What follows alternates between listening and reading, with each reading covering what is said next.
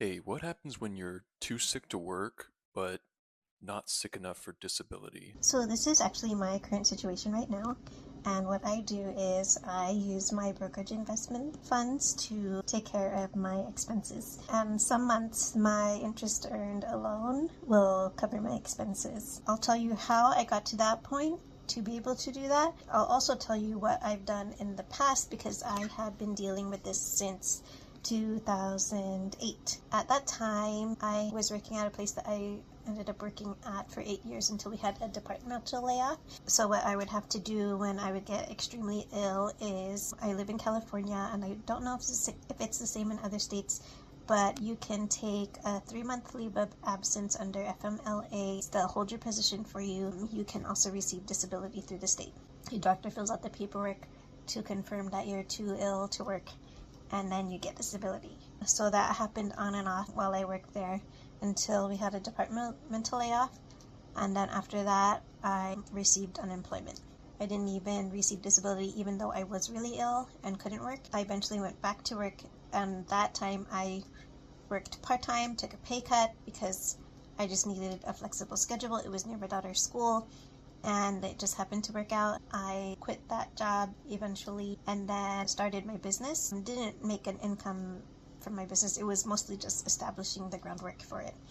And I used my savings and investments at that time to cover my expenses. Went back to work again. Like, I actually had a good period of time where I was feeling well, and I aggressively invested in my retirement and a brokerage account. And I knew I would need that to fall back on in case anything happened. Well, first I was investing aggressively in retirement because I knew I needed to catch up, because I would, go through these periods where I couldn't work and invest. I wanted to make sure, of course, that I was set for retirement. And so I was saving and investing about half of my income in both my retirement and my brokerage account. As I started to see my symptoms coming on, I was like, well, I need to make sure I have enough in this brokerage to carry me for at least a year. That pretty much is what happened. Oh, first of all, so I did take another leave of absence as my symptoms worsened.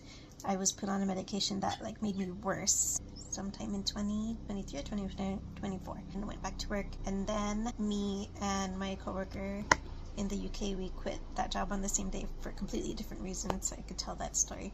Quit there August 2024. And then I'm thinking, okay, I'm going to focus on my health, get better. I ended up getting worse. So you receive disability up to a year. Your doctor fills out the paperwork to confirm you're too ill to work. And then you get that disability up to a year. After a year, you have to apply differently directly through the state. They use their own doctors to check on you and stuff. And they do also message your doctors to get their input, but it doesn't seem to matter a lot of the time, and a lot of people just get denied. I was denied, but at the same time, simultaneously that I got the denial, I think it was that same week, I got a result of an extreme allergy level. It's supposed to be under 150, but mine is over 30,000. I did my appeal, said I have this extreme level. It's all a waiting game. You just don't know how long they're gonna take to follow up and follow through on everything for you. I've been using my investments in my brokerage, and some months just the interest alone will cover my expenses, so that's been really helpful. So I always suggest to people who deal with chronic illness, set up a brokerage account, put in, even if it's as only $5 a month. The interest will compound. It'll give you something. You can cover groceries, at least give you something to help you with your expenses during times where you can't work. Because, for example, I know the loveliest lady, where she had to live in hotels and then eventually was in a year program. It took 3 years for her to qualify for disability. She ended up using a disability lawyer and stuff and finally received disability. I helped create a budgeting system for her. When I create budgeting systems for people, I don't require them to give me their numbers, but sometimes they do. And then what I'll do is I'll provide 2 budgeting systems for them. One where they fill it out for themselves, and then another one where I show them what could happen with their income and expenses and how their investment growth can look.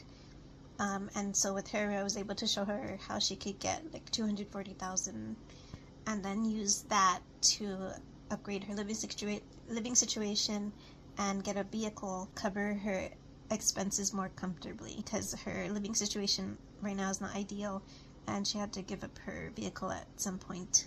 I think it was for medical reasons, probably also financial. So I've been working in accounting and finance for over 2 decades, and I love helping people get their finances in order. I started my budgeting system out of desperation. After suddenly becoming the sole provider for our family, I never wanted to be in debt ever again, never was. Have always been able to cover my expenses since without ever having to get in debt, get any loans, get into credit card debt or anything. And I've refined this budgeting system over the last 20 years, more than 20 years, to help show people how they can maximize the income growth. And then you're prioritizing where you put your funds as much as you can and putting aside as much as you can. I have a free 1-year budget template and financial literacy course for everybody.